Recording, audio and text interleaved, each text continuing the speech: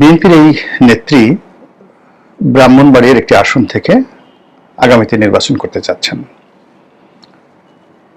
যেটি তাদের পারিবারিক ঐতিহ্য, বংশ পরম্পরায়, যেখান থেকে তার বাবা রাজনীতি করতেন, আত্মীয় স্বজনরা রাজনীতি করছেন এবং তিনি ওই এলাকার জনগণের প্রতিনিধি রূপে সংসদ সদস্য নির্বাচিত হতে চান। তো সেই এলাকায় স্থানীয় বিএনপির সঙ্গে, জেলা বিএনপির সঙ্গে এবং ব্রাহ্মণবাড়িয়া, কুমিল্লা ওই অঞ্চলের যে আঞ্চলিক বিএনপি রয়েছে সেই নেতৃত্বের সঙ্গে ব্যারিস্টার রুমিন ফারহানার যে স্নায়ুযুদ্ধ, এটা আমরা যারা রাজনীতি করি তারা কম বেশি সবাই বুঝি। তো তার যে ব্যাপক পরিচিতি, বিশেষ করে মিডিয়া জগতে, তারপর তার যে বংশীয় বিস্তৃতি বা পরিচিতি সারা বাংলাদেশে, সর্বোপরি তার নিজের বাগ্মিতা, স্মার্টনেস এবং কানেক্টিভিটি, তো সব মিলিয়ে তার যারা রাজনৈতিক দলের যারা প্রতিপক্ষ, তারা আসলে তার সঙ্গে যুদ্ধ করতে গিয়ে বা অভ্যন্তরীণ দ্বন্দ্ব, সংঘাত, লড়াই করতে গিয়ে 10 বার চিন্তা করত শেখ হাসিনার জমানা পর্যন্ত। কিন্তু এই যে নতুন বিপ্লবের পর যেটা হলো সেটা হলো যে তার যারা স্থানীয় রাজনীতিতে তার যারা প্রতিদ্বন্দ্বী, তারা সঙ্গত কারণেই এনসিপি এখন যারা আছেন তাদেরকে, জামাতকে রুমিন ফারহানার বিরুদ্ধে যে কোনোভাবে তারা তাদের পক্ষে নিয়ে নেয়। এর ফলে ওই নির্বাচনী এলাকাতে, কুমিল্লার রাজনীতিতে, ব্রাহ্মণবাড়িয়ার রাজনীতিতে এবং এই যে ঢাকার যে দক্ষিণ অংশ, সেই দক্ষিণ অংশের রাজনীতিতে রুমিন ফারহানাকে নিয়ে দলের অভ্যন্তরে একটা নতুন সমস্যা তৈরি হয়। এই গেল এক। 2 নম্বর হলো যে নারী যখন ব্রেইনি হয়, মানে বিউটি উইথ ব্রেইন, তখন এটা পুরুষের জন্য ভীষণ রকম একটা অস্বস্তিকর বিষয় হয়ে পড়ে, বিশেষ করে পুরুষতান্ত্রিক সমাজে। দ্বিতীয়ত, নারীদের মধ্যে এই ধরনের নারীর জনপ্রিয়তা বলতে গেলে সমপর্যায়ে জনপ্রিয়তা নাই বললেই চলে। সবাই আমাদের দেশে কি হয়, তুলু তুলু, পুতু পুতু এই ধরনের মেয়েদের পছন্দ করে। ছেলেদের ক্ষেত্রে প্রযোজ্য, আপনার অনেক টাকা থাকবে, সৌন্দর্য থাকবে, ক্ষমতা থাকবে, কিন্তু আপনি হবেন বোকা ব্যক্তি। যে যা বলবে আপনি লাফিয়ে পড়বেন, তারপরে যে যা চাইবে আপনি দিবেন, কানের কাছে যে যা বলবে ফুসফাস করে আপনি শুনবেন এবং মুহূর্তে মুহূর্তে আপনি সিদ্ধান্ত পরিবর্তন করবেন। সকালে এসে আপনি যদি নেতা হন, গেদু মোল্লা এসে বলল যে হুজুর এটা করেন, আপনি বললেন ঠিক ঠিক ঠিক, ওকে ফাইন, করে দিলাম। বিকালবেলা এসে পচা মোল্লা বলল যে হুজুর আপনি করেছেনটা কি? গেদু আপনাকে 2 কাঁদি কলা দিয়েছে, কাঁচা কলা, আমি আপনার জন্য দেখুন পুরো 1 ছড়া সবজি কলা নিয়ে আসছি। কাজেই আপনি গেদু মোল্লাকে বহিষ্কার করেন। আপনি বলবেন ঠিক ঠিক ঠিক, সাগর কলা বড়ই সুন্দর, পচা মোল্লা বাদ। না, গেদু মোল্লা বাদ, পচা মোল্লা জয়। তো রাজনীতিতে যারা বড় বড় পদে থেকে ঠিক এইরকম কর্মকাণ্ড করতে থাকেন, বিশ্বাস করেন বেশিরভাগ ক্ষেত্রে জাতি দুর্ভোগ দুর্দশার মধ্যে পড়লেও অভ্যন্তরীণ রাজনীতিতে এইরকম ব্যক্তিত্বহীন, নির্লজ্জ, ঘুষখোর, বেহায়া প্রকৃতির যে সকল নেতা থাকেন তারা মানে ভীষণ জনপ্রিয়। অবাক করা ঘটনা যে আপনি তার সর্বনাশ করছেন, তার টাকা নিচ্ছেন, কিন্তু বিনিময়ে আপনি তাকে এক্সেস দিচ্ছেন শুধু। কিন্তু আপনি যদি হোসেন শহীদ সরওয়ার্দীর মতো ব্যক্তিত্ব দেখান, মাওলানা আবুল কালাম আজাদের মতো আপনি বাগ্মিতা এবং জ্ঞান বিজ্ঞানের চর্চা করেন, জওহরলাল নেহরুর মতো যদি আপনি ব্যক্তিত্ববান হন, বা মোহাম্মদ আলী জিন্নাহর মতো ব্যক্তিত্ববান হন, নেম ফেম ধারী হন, রাজনীতিতে আপনার দলে বা দলের বাইরে আর যাই থাকুক না কেন আপনার বন্ধু থাকবে না। এনিওয়ে, যেটা বলছিলাম, তো রুমিন ফারহানার যে ক্যারেক্টারিস্টিক্স, তার বাবা অলি আহাদকে যারা চিনেন, সেই দিক থেকে বিএনপিতে আসলে তার সঙ্গে বড় কথা বলার মতো, মানে পিছন থেকে আপনি হিংসা করতে পারেন নারী হিসেবে বা পুরুষ হিসেবে, কটাক্ষ করতে পারেন তার যৌবন নিয়ে, তার চরিত্র নিয়ে, যা কিছু করতে পারেন, কিন্তু ওয়ান টু ওয়ান তাকে নিয়ে প্রকাশ্যে কথা বলার মতো বিএনপিতে দূরের কথা বাংলাদেশের রাজনীতিতে খুব অল্প লোক আছে। হয়তো সালাউদ্দিন কাদের চৌধুরী যদি বলতেন নাই তুমি কে, এরকম একটা কথা, তো সেক্ষেত্রে রুমিন ফারহানা থেমে যেতেন না, তিনি বলতেন আপনি কে।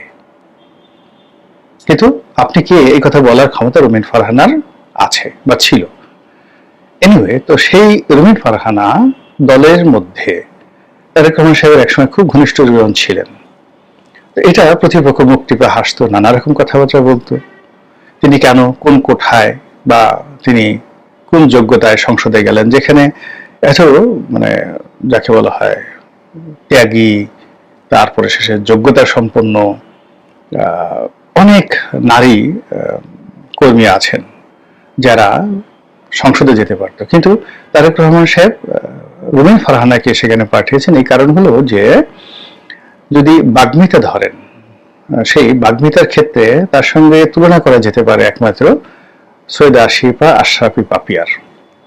কিন্তু যেহেতু সে ব্যারিস্টার এবং বয়সের তরুণ এবং তার একটা ফ্যামিলি লিগেসি রয়েছে, সেই ক্ষেত্রে আসলে পার্লামেন্টে তাকে যে পাঠানো হয়েছে দলের পক্ষ থেকে, তা তারেক রহমান সাহেবের জন্য বা বিএনপির জন্য কতটা ফলপ্রসূ হয়েছে, পুরো সময়টা জুড়ে তিনি আওয়ামী লীগের লোকের সঙ্গে একদিকে ভাই ভাই হাসি হাসি সম্পর্ক রেখেছেন, আর হাসতে হাসতে কথা বলে বলে যখন তিনি মাইক ধরেছেন, তখন আওয়ামী লীগের স্পিকার থেকে শুরু করে সবাই বুঝতে পারতো না যে তিনি আসলে কি বলছেন, এবং পুরো সময়টি বিএনপির দুজন মাত্র নেতা, পাপিয়ার হাজব্যান্ড যিনি হারুন সাহেব রয়েছেন তিনি, এবং এই যে যাকে বলা হয় রুমিন ফারহানা, পুরো সংসদকে যেভাবে মাতিয়ে রেখেছিলেন, আকর্ষণীয় করে ফেলেছিলেন, প্রাণ দিয়েছিলেন এবং মানে বিএনপিকে উজ্জীবিত করে রেখেছিল।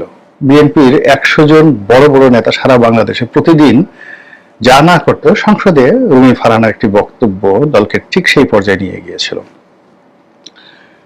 এরপরে যেটা টেলিভিশন টকশো, টেলিভিশন টকশোতে এই মুহূর্তে বিএনপির যে সকল তারকা রয়েছেন তার মধ্যে 1 নম্বর যাদের পদ পদবী আছেন, 1 নম্বর তারকা হলো রুমিন ফারহানা, এতে কোনো সন্দেহ নেই।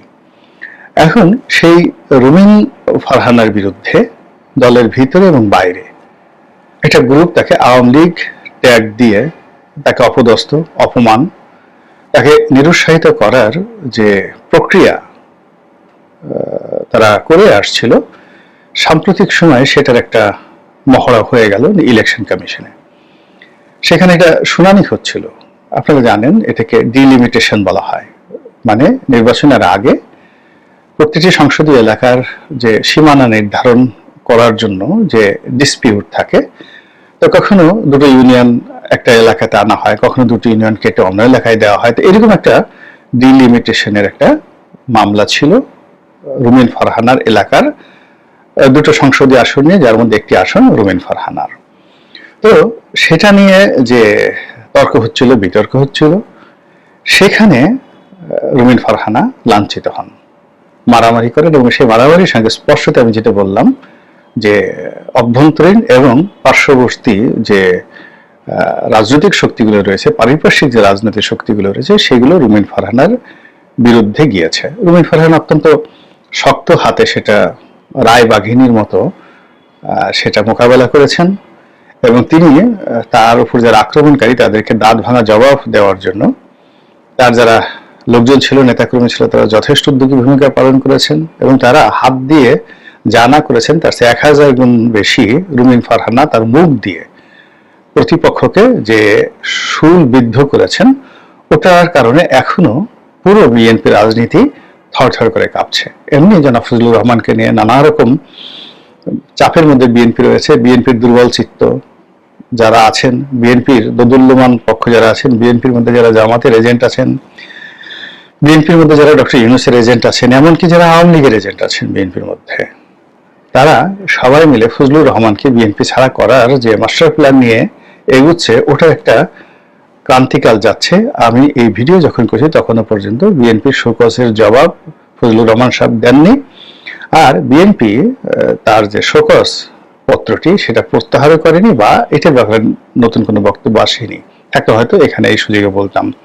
তো ফজলুর রহমান সাহেবের ইস্যুটা শেষ হতে না হতে রুমিন ফারহানার ইস্যুটা আবার নতুন করে আসবে। এর কারণ হলো তিনি যে কথাটা ইঙ্গিত করেছেন, প্রথমে যে ইঙ্গিত করেছেন যে আওয়ামী লীগের জমানাতে গত 15 বছরে যেটি হয়নি, অর্থাৎ তার শরীরে হাত দেওয়া হয়নি, তার সঙ্গে এইভাবে প্রকাশ্যে দ্বন্দ্ব সংঘাত করার ক্ষমতা আওয়ামী লীগের লোকের ছিল না।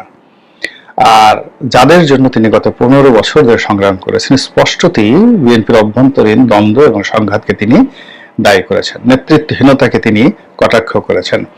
এবং এখন যে একটা যাকে বলে হ্যাভ হ্যাজার্ড অবস্থা যাকে বলা হয় বিএনপিতে চলছে, যে যেখান থেকে পারছে ধরো মারো খাও, এর বিরুদ্ধে লাগো, ওকে ওইটা করো, এটা ওটা করো, এই সংস্কৃতি এই দলের যারা ভালো কাজ করেন, রাজনীতি করেন, সম্মান নিয়ে চলতে চান, বা যারা বিএনপির দুঃসময় বিএনপির হাল ধরেছেন, তারা এই সময়টিতে এসে এমন বিপদ বিপত্তির মধ্যে পড়েছেন যে তারা যে কখনো বিএনপি করতেন বা এখনো করেন একথা বলতেই তাদের এখন লজ্জা লাগছে, শরম লাগছে, ভয় লাগছে। তো রুমিন ফারহানার যে বিএনপি করার যে জিহাদে কুল্লিয়া, তার যে সাহস শক্তি আওয়ামী লীগ জমানাতে, এবং ওই সময়টাতে এই কার্যের জন্য তাকে যথেষ্ট বেজ্জতি হতে হয়েছে। আপনারা জানেন যে যারা সংসদ সদস্য হয় তাদের কতগুলো সুযোগ সুবিধা থাকে, একটা প্লট, একটা গাড়ি, এগুলো অবারিত যে কোনো লোকের জন্য, এটা যাকে বলা হয় কমন।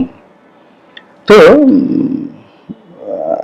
রুমিন ফারহানারও একটা প্লট পাওয়ার কথা ছিল, এটা তার প্রাপ্য সংসদ সদস্য হিসেবে, কিন্তু আওয়ামী লীগ সরকার তাকে সেটা না দিয়ে বরং তার সেই প্রাপ্যতাটা নিয়ে কটাক্ষ করে আওয়ামী লীগ যে ন্যারেটিভটা দাঁড় করিয়েছিল যে রুমিন ফারহানা সংসদে বড় বড় কথা বলে ওদিকে একটা প্লটের জন্য শেখ হাসিনার পা ধরে, আর সেই কথাটি এখন আওয়ামী লীগের বিরোধী পক্ষ এবং রুমিন ফারহানার দল বিএনপি, তার সঙ্গে সঙ্গে অন্যান্য যারা তাকে ব্যক্তিগতভাবে ক্ষতিগ্রস্ত করতে চায়, তারা এই কথাগুলো বলছে।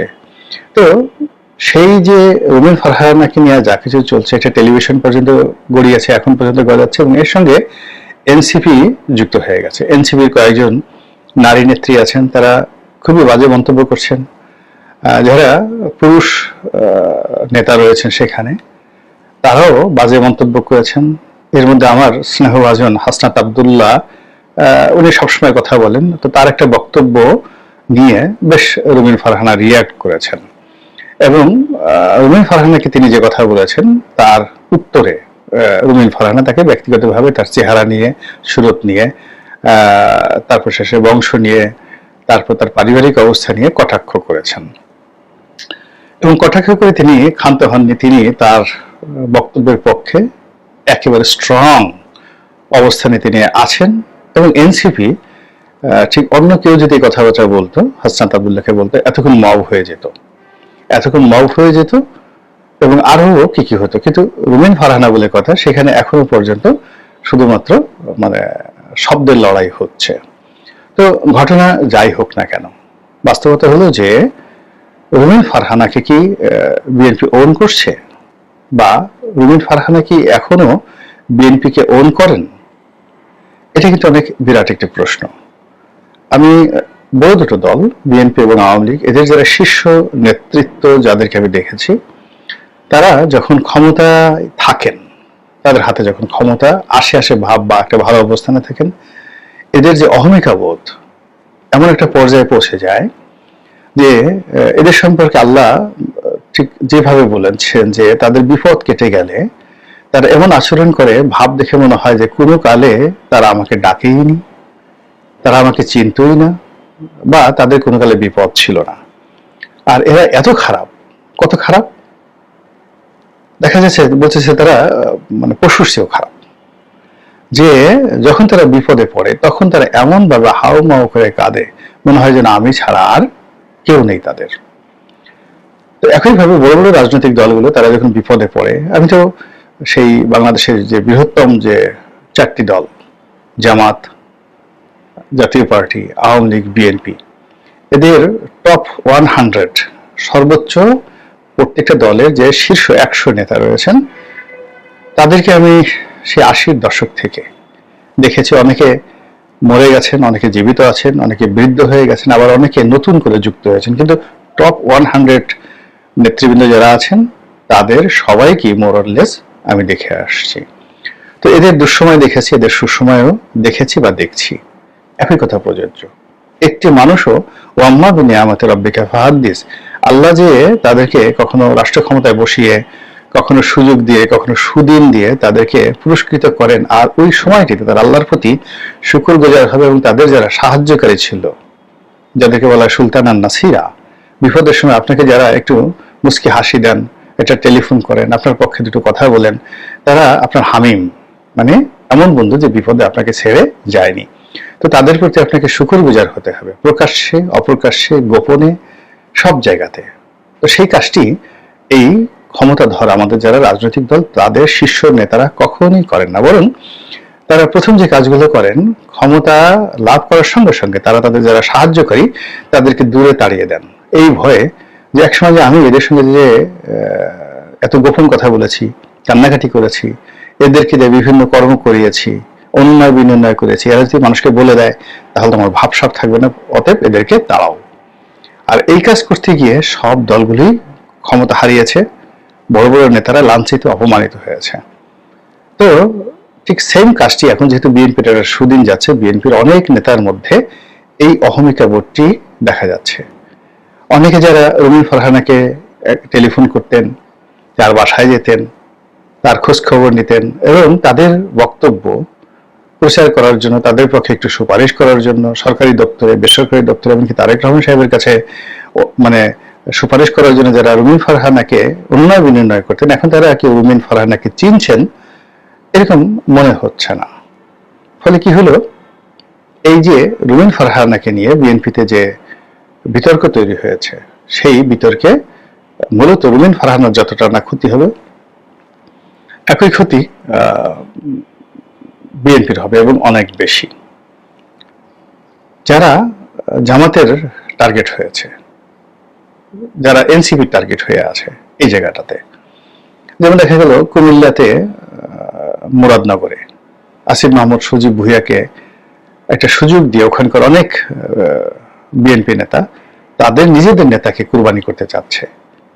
এই জায়গাগুলো বিএনপিকে রিপেয়ার করতে হবে, কিন্তু বিএনপি সেই কাজগুলো না করে উল্টো যে নীরবতা পালন করছে, নিজের দলের যারা বিপদের দিনের বিশ্বস্ত বন্ধু তাদেরকে জবাই করার, তাদেরকে কুরবানি দেওয়ার বা তাদেরকে শ্মশানে পাঠানোর যে নীরবতা অবলম্বন করছে, এটি আলটিমেটলি এই দলটিকে শেষ করে দিবে। মহান আল্লাহ আমাদের সবাইকে হেদায়েত দান করুন এবং হেফাজত করুন। আসসালামু